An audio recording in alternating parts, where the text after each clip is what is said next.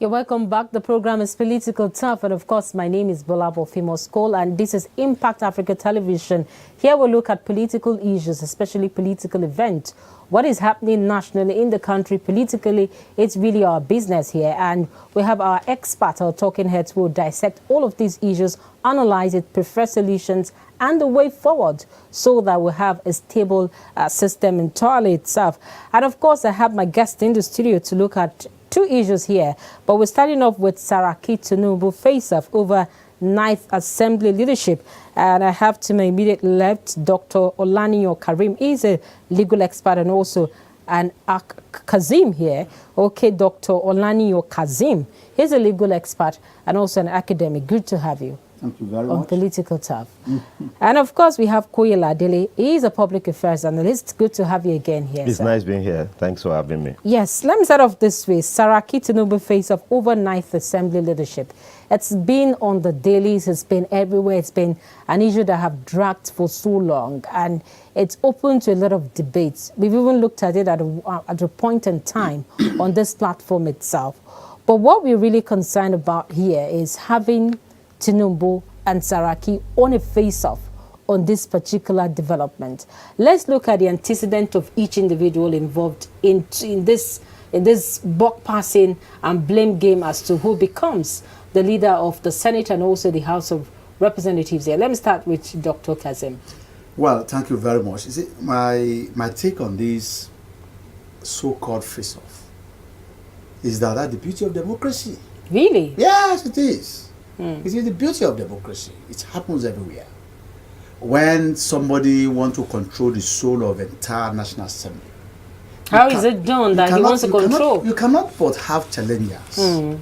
You cannot be so powerful, as to wanting to control every part of the political arena. I mean, it's not done. But that's an accusation. Competing. Who are you talking about? No, that's not accusation. You are the one who said there's a I'm asking. Of course there is. Two people for what? What are they facing? But you were saying that they want to control the soul. But let's get it straight here. Yes. You're being proverbial. Yes. And you're using parable here. Can you put a name to it? Who among them wants to control Both of power? them. Oh, okay. Both of them. Because they have been part and parcel of the political arena. And you think that is healthy? They have their own, they have their friends, they have their foes. And one way or the other, if you look at it critically, you see that face-off has not just started. It started a long time ago. Okay. Before the emergence of Saraki as the Senate president in 2015. And whenever you see that Saraki is falling apart with the president, that it appears as if the president is not reckoning with him again in terms of the power play. He bounce back and now vents his anger on Tinubu. Remember his own face-up between, which was caused by him, between Tinubu's wife, Senator Tinubu, and this Kogi man. What's his name now? Dino. Dino Melai. To the extent that they said, okay, fine, threatening each other, being on each other's throat. The same way with Tinubu, when he wanted to confront Saraki, and he said, you are a mincemeat when it comes to power play, because he is thinking that he's closer to the president than even Saraki. Okay, and let me come down to the Reverend both of them here. It's a competition. If you look at the antecedents and the body language of these two individuals, we know where they are coming from. Having a Senate president who is outgoing now, who has lost out, even coming back into the Senate itself, what do you think all this is all about? Having this war of what coming in between these two people, what do we intend to get out of all of this? Like the barrister said, he said it's beauty for democracy. Well, I quite agree. But further than that, I want to dissect a little bit those two characters, okay. Saraki and Tinubu. This is my personal opinion, and I'm entitled to it. Obviously. There are always three sides to a coin, the head, the tail, and the center. I see Saraki as a desperate politician who is ready to do anything to achieve his vested interest. I see Tinubu as a master strategist who knows how to organize things. And when you see a conflict of the two characters, a master strategist who wants things to be played like a game of chess, who knows how the moves are being made, and somebody who is just desperate to get something. Yeah. They can't be friends. So definitely Tinubu and Saraki cannot be friends because they have two ideologies. Different. So there are two parallel lines that can never meet. They can never. And if they meet, why the like of Saraki will do anything to get their interests, the likes of Tinubu will do everything to make sure they checkmate people like Saraki. And that's what has been playing. And I want to say it's not really beautiful for our democracy. Because when we look at the legislature and the executive, as much as the executive is to check as much as the legislature is to check the executive, they should work in harmony for the interests of the people. Democracy is for the people. So they should, and even when we have a party in power that controls the legislature, they should be able to harmonize at the room where nobody is there, where they come to a conclusion. That's where Tinubu comes in. But that's where the likes of Saraki will never agree, because they have their interest. So part of what the likes of Tinubu may want to propagate will not be acceptable to the Sarakis. And there will be a clash of interest in the process. So that's why we are always having these rifts. But really, Dr. Kazim here, do you think Saraki really has a stake in all of this? What is his stake? well, He's going out. he had a stake. Okay. He doesn't have a stake now. Yeah, so He why had the a war stake, of what? And Why he had are we a saying stake this? because he was the Senate president. If not because he was the Senate president, he would not have a stake. But now that he's leaving, some of his boys are still there. You know, when I see there are some of those loyalists who actually said it openly that they can die for him are still there. And whether we like it or not, they will continue to be there. The only thing is that the reason why I said it's beautiful for our democracy is that if the two of them are friends, it's dangerous. If the idea, Do you feel so? If the two, Do you feel so, the Mr. two idea, if No, the do two you of feel them the agree, Do you feel No, I the don't same agree way with that. I they- don't agree with that. Okay. he might not agree. Okay, by the time we finish, I will make the some. two of them, by the time the two of them becomes very friendly, and the idea goes on, well, it is not too good for democracy. You see, I say it this way: in a game, we must have a coach who bring out the strategies to win the match. When you are not playing to the tune of the coach, you are playing your own game. You are disorganizing the match. Saraki is disorganizing the match, and for the past 4 years, they have made a nonsense of our democracy. For the past 4 years, they have made a nonsense of the house, and they have at least reduced the tempo with which the change mantra really will have worked in Nigeria. They have dampened the interest of the APC party. I'm not an APC person, but by my analysis, APC came in with a change intention to do a lot of things in Nigeria. But the first problem they had was a disagreement at the teamwork. People were playing different games. But Saraki was part of the APC too. He was part of the APC. That's what I mean by when a man go into the field of play and started playing his own match, he will disorganize. The coach will tell you pay 4-3-3, 4-4-3, 4-4-2. He will tell them the match formation. But if a man disorganizes that, you see, the coach will be disturbed. It's the coach that will read the game and interpret what the player should do. So you don't see anything dangerous even if they come to an agreement? The truth of the matter is, like I said, the executive and the legislature should be in partnership. I'm not talking of rubber stamping partnership. I have read a lot about Chief Awolowo. How he remained as an opposition leader, and brilliantly in wisdom channel way and direction to check the excessive of the party in power. How he will go to the parliament and it will make them realize that what they have connived to do will not be in the best interest of the nation, and it will bring out fact and figures. I have read a lot of such. So I believe the legislature is to check the excesses of the presidency, and they can do that very brilliantly without being hostile to them.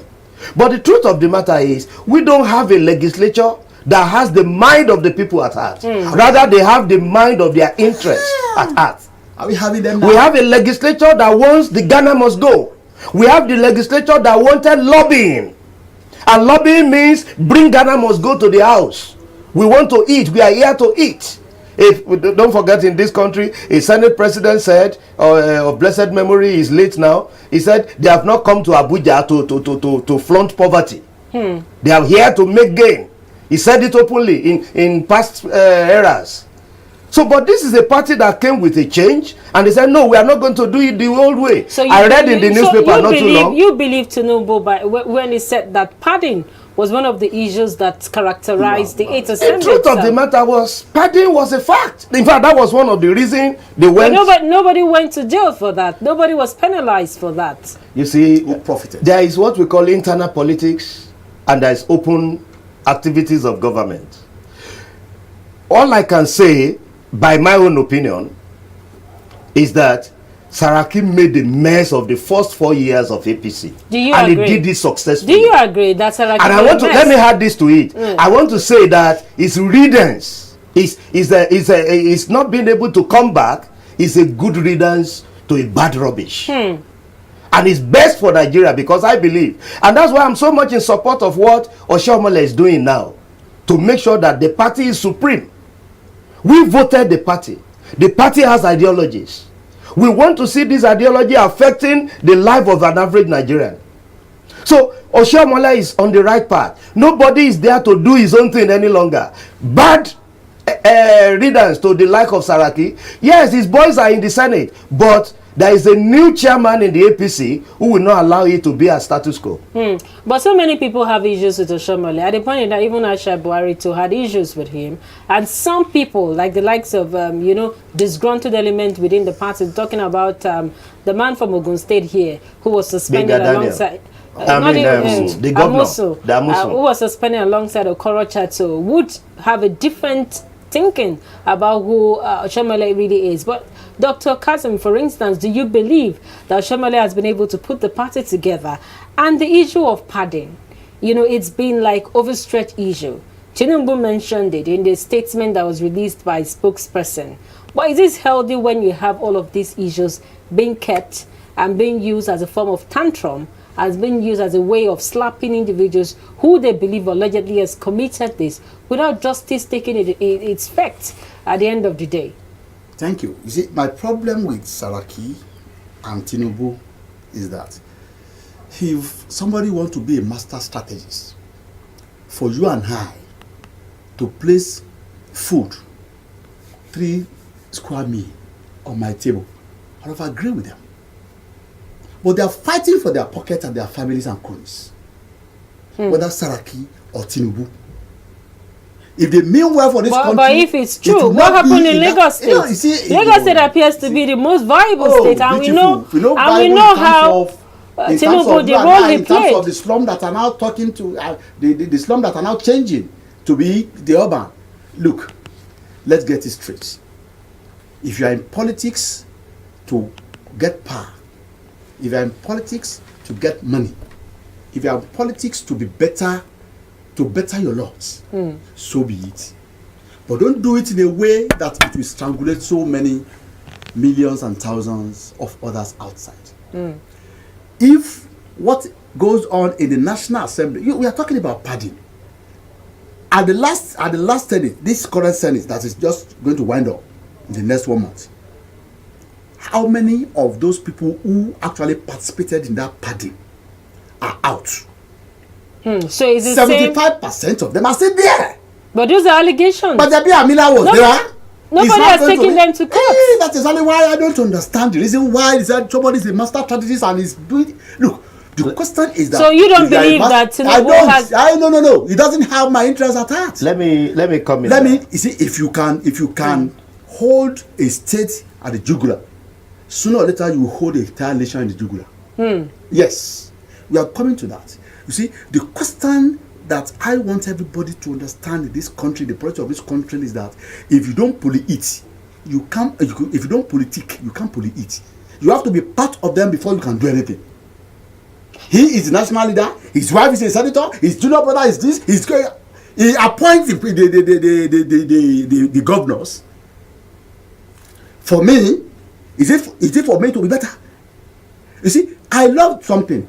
People are now becoming very wise when it comes to politics, because they saw the reason why our governor here, Ajimobi, lost. It is because of infiltration of certain things. They said, no, we don't want the economy of this state to we don't want a flat economy. Yes, we build roads, we do this overhead bridge and some other things. At what cost? What's supposed to be 10 naira, we are now saying it's 10 million. Yet we have it. It is good. Some people were there before, they didn't do it. Fine. But when you are doing it in the best interest of everybody, not for your pocket, not for your cronies, not for your concubines. That is what politics will be. But I understand. The antecedent of some of these leaders is what you're trying to express here. That is not. And Isakoyi actually talked about Tinubu being a strategist. It's a strategist. It's a strategy for what he did for me. Let me look at it this way. Like I said, I would love to look at the two characters, Saraki and Asiwaju Bola Tinubu. Now, these are people I've never met, but these are people I analyze based on what I see them doing. And I think I understand them very well to some extent. If there is any Nigeria that we need to give kudos to, it is Asiwaju Bola Tinubu. He has paid a lot of price. He has made a lot of sacrifices. This is a man who built the APC. Everybody knows, no doubt about it. A lot of parties came together, but somebody championed it. This is a man who remained in opposition in the Southwest when the Southwest was stolen or hijacked, whichever you choose to by federal might. But he chose to remain in opposition, and he stood his firm ground, and he regained the Southwest back again into the progressive fold.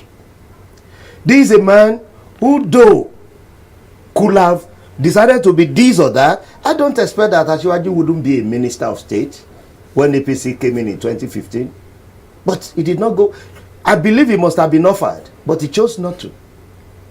He offered to be a national leader. Now, what I'm saying is this: the sacrifice of Asiwaju Tinubu, if of blessed memory, our late sage, Chief Obafemi Awolowo, had given such a sacrifice, he would have ruled this country. And he would have at least used his brilliance through proxy. You know, more or less, Asiwaju Bola Tinubu produced Buhari. Buhari wasn't interested in vying again. He has lost interest, but he said, General, Nigeria needs you. And he got to a state that the general came in, they succeeded in putting him in power. He more or less became an enemy to Tinubu. They were not seen again. Some people hijacked him. And yet Tinubu remained. Election was coming again. Here was Tinubu. But the fact that you said put him in, that's the issue that Nigerians have a lot of issues with. All over the world, why would we have such arrangements? All over the world. Like for instance, the National Assembly leadership here is one of the major issues they're trying to drive. Of our discussion here. Exactly. That the process, not even the discussion here, they are actually saying that you cannot impose a leader on us. It must follow due process. You see, the truth of it. But this arrangement, let me explain that. This arrangement, is it known to the Constitution? Look, in politics, politics is not as what we see in the open. Politics is not really the open thing. Politics is not you going to queue and vote. That's not where it ended. But we are discussing it. You see, politics is ability, like he said, to polythink. Yes. To think ahead, to plan, to fashion out ideologies. And in the same page, just like if politics and football are a bit similar, because the team must produce players who will deliver. In the same thing with politics, you must be able to position people in strategic places who will deliver for the party. But this is not what we saw Saraki doing. Saraki violated. You see, the plan was, in fact, I think I later heard that General Buhari's intention was that the presidency should go to the southeast. But it disrupted the process. And at the end of the day, we're having a side of the country, a major side of the country that should be in power, the outside government. So you can see that there is and I went back to Oshiomhole. In politics, the party must be supreme. You mentioned some characters that were expelled and here and there. They should be. Everybody should queue behind the party. There should be discipline. Chief Akitola of blessed memory was expelled from the party when there was anti-party activities labeled to his undoing. Somebody must be there to say this is what we are up to, and anybody that violated it must be kicked out.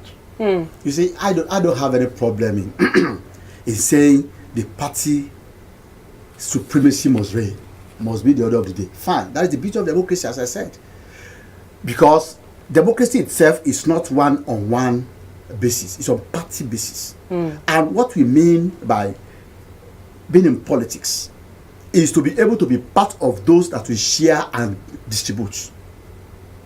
I must be in political party. I must join a party for me to become anything in this country. So that means it's not me, it's the party. Fine, that's not a problem. But look at the scenario in Lagos. When Raji Fasola was there, Ambode was dismissed. Why? As an accountant general. Yes, because I must show that I'm in control. I will deal with you. You send in away simply because it was caught and it was, that is the rumor anyway. I have not seen anybody coming out to say it out. That look, it is because he's stealing more than enough to deliver to his godfather, Tinubu. And Tinubu will fine. If it's stealing, we are using the money for the public. But those are allegations. Is Lagos not working? No, Lagos is working. That's the question. If you compare Lagos and other states in the southwest, we are now creating a scenario now. And if we say Lagos is working, now Lagos is working because there is a plan. That same Ambode was prevented from going to second term and is now complaining. Complain to who? Who are you? Where were you when you were being installed at the governor? So you don't have, it's a pity. He's been installed. Yes, people voted. Yes. When you say installation, the word is strong. You said it now. No, I'm asking. No, yes, that's what he used. That's what I wanted him to explain further. And you now said. That's what I'm asking, installation. You now said people don't like such. It is because people don't like it that we are not complaining about it. We see it has been done. And people are complaining. But in Lagos State, people went to vote. Yes, people went to vote to exercise their franchise. Yes. It's different from what the National Assembly is trying to do. Look at the vote. Very close to 6 million. Registered. You see, if I would less than 2 million voted. Half of the votes. You see, when you are talking about people voted. What's the percentage of people who voted? Are you saying the votes didn't count here? People can't afford to vote. Are you saying that they are not void votes? Of course. Why do we have so? You don't. There are so many things that are responsible. So many factors. Many parties. Illiteracy in our body politics, especially the voters, electorate, and so many things. But I don't want to dabble into that because that is not the crux of the question now. We are looking at the 9th Assembly. And we are now looking at two characters of not two diametrically opposed views, but they have their own separate styles of governance. Saraki has his own stuck in his head. For him to have hijacked power in Kwara from his father, he knows it's a strategist too. Now, that's a serious one. Yes, you are saying that. Okay, let me allow Mr. Koyi come in. You see, the truth is, as far as the 9th Assembly is concerned, I believe Tinubu will not have any say whatsoever. I'm telling you, the loss of I missed it up. I said Tinubu. I wanted to say Saraki, but let me say it in this way. On the issue of the 9th Assembly, Saraki will not have anything to do with it. Saraki has lost, and he has lost. Write it down. With what I see now, Oshiomhole doing, they are fashioning out position, playing the game according to the rule. This goes to this, this goes to this, this goes to this. They complete all this, and they take it into the house and vote. Woe betide any APC member who dare to oppose that process. Woe betide him. Write it down. Is it an arbitrary It's an unwritten law. Is it an arbitrary because now system? They are bringing Isn't it a democratic discipline. process? No, the issue is discipline. And if there is no discipline in anything, so you are saying that the likes of Ndume acted away from what the party. My sister, listen to me. I'm telling you that by the time they fashion out the people that are going to hold strategic position within the party, yes, they will come and table it and vote accordingly. And I'm telling you, in quote, woe betide any party man in APC. So the likes of Ndume that has been crying foul. Let's see what will happen. It's a matter of time. And I love it that way, because that is how it should be. The party should be supreme to say this is how, and that is how the people will gain. You see, what they are doing in the house is to fashion out a way through which the policies of government will move smoothly and we can have good governance. But when they are hostile to one another, the people will suffer. And the people in Nigeria has been suffering. Let's for instance, look at Lagos-Ibadan Expressway. That road will have been finished. But some people chose to oppose it, despite their knowing that that is the most useful road in Nigeria to every sector, north, east, south, west.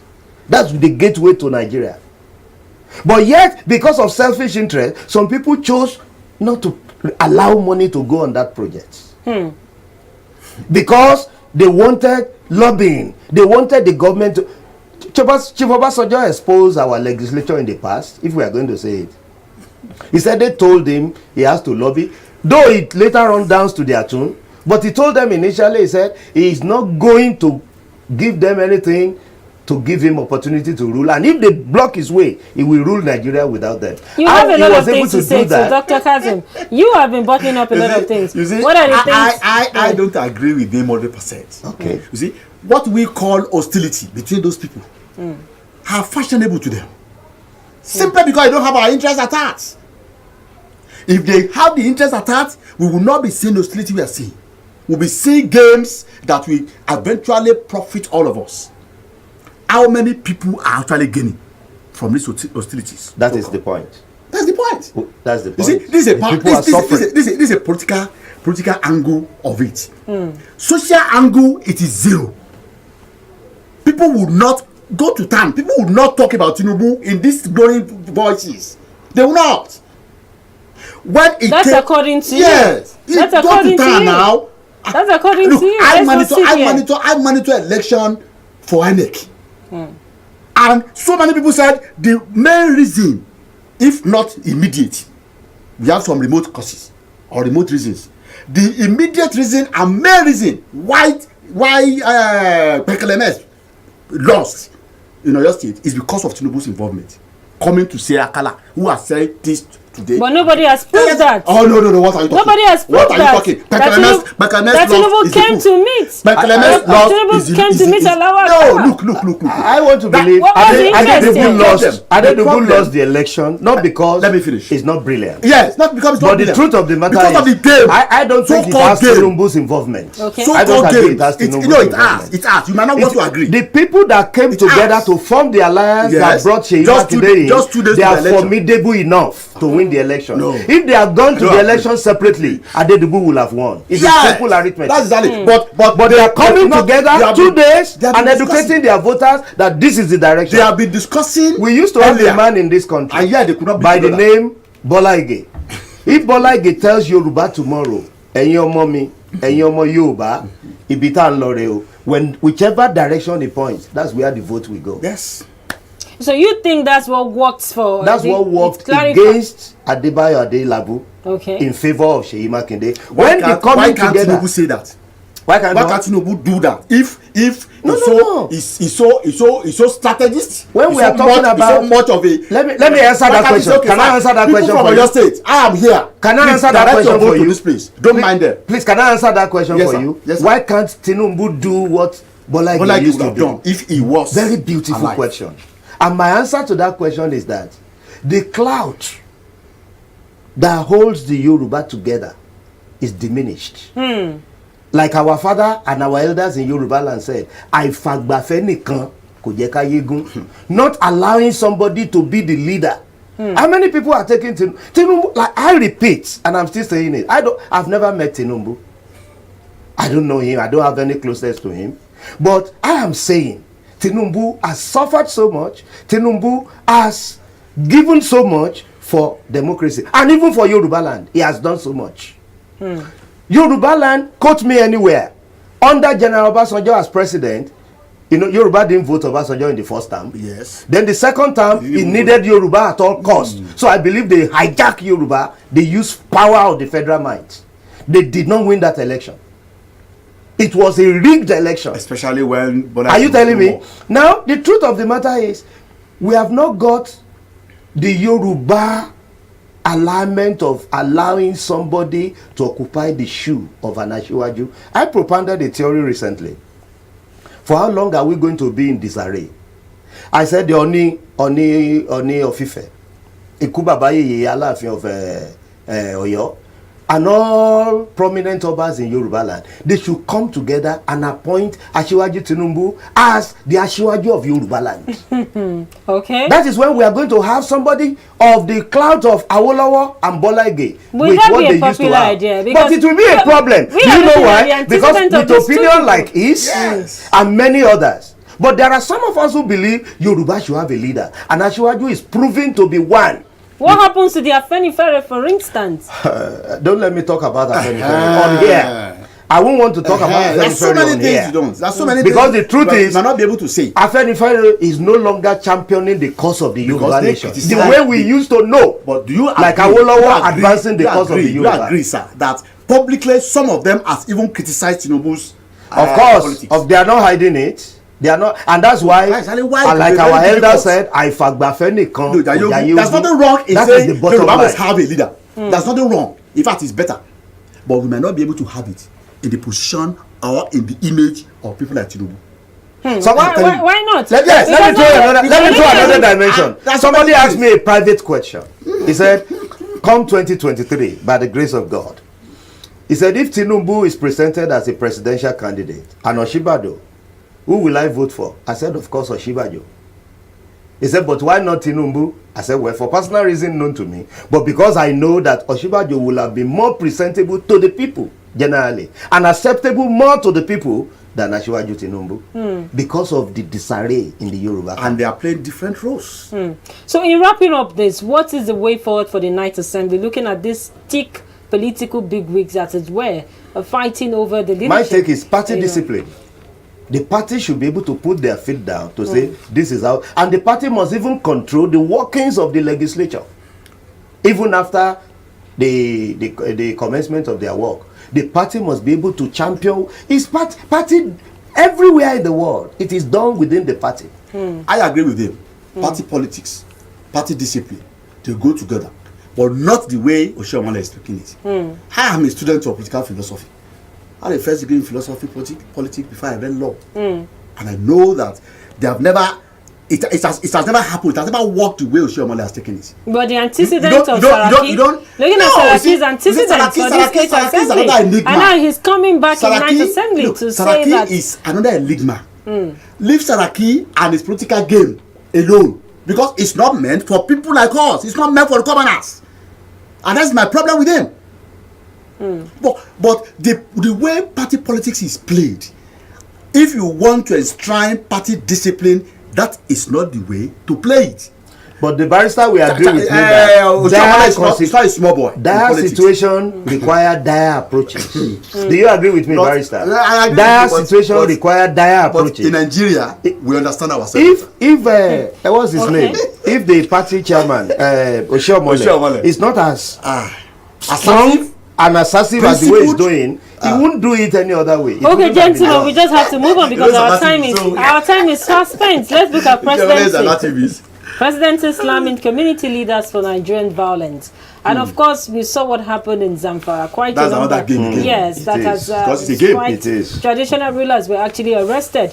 But looking at all of this development, the president is saying that, you know, there was a particular Catholic bishop who said President Buhari has not tried enough. He said he's sleeping in office. Yeah, sleeping, and they doubt some of the things that he does in office itself. And the presidency has come hard on him, saying that even community leaders are the problems of violence in Nigeria. Do you gentlemen agree? Yes, you see, I agree with the Reverend gentleman, and I also agree with the president firing back.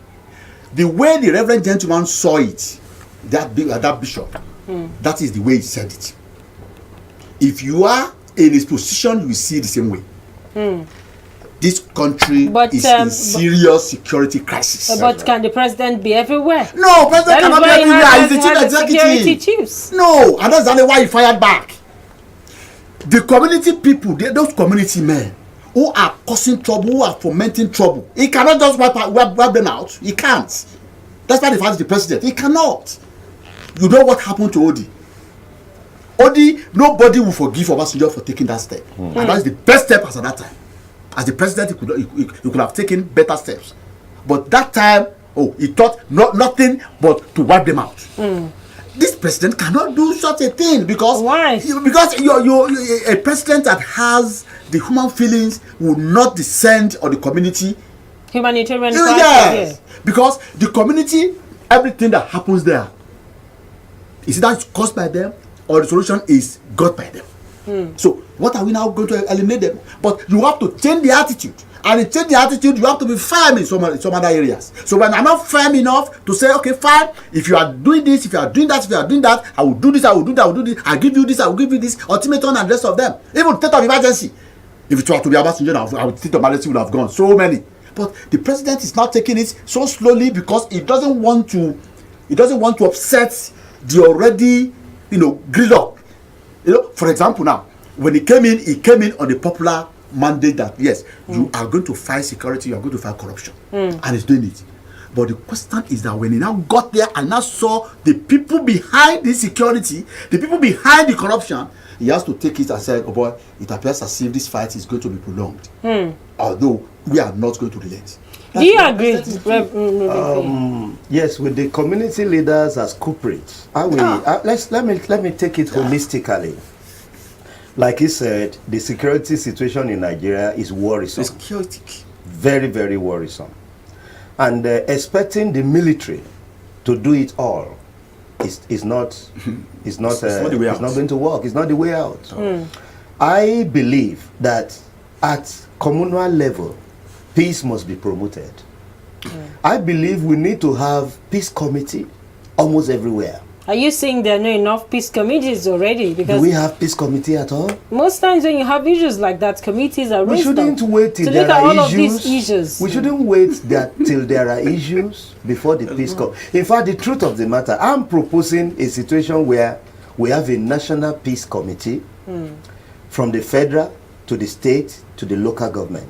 Even in our schools, a committee of people who are there to look at issue dispassionately before it rears its monster head, and they are able to nip it in the bud.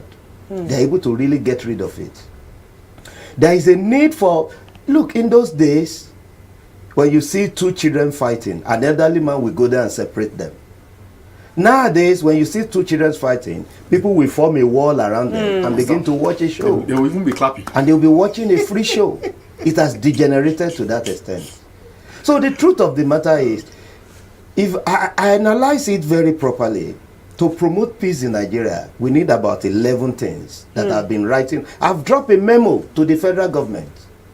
This is what the government should do. We need to promote what I term brotherhood. And my terms of that brotherhood is, the B stands for being cautious to ourselves. Hausa, Yoruba, Igbo, Christian, Muslim. We are not enemies. That I'm a Yoruba man does not give me superiority over an Hausa man. That he is an Hausa man does not make him a lesser human being to me.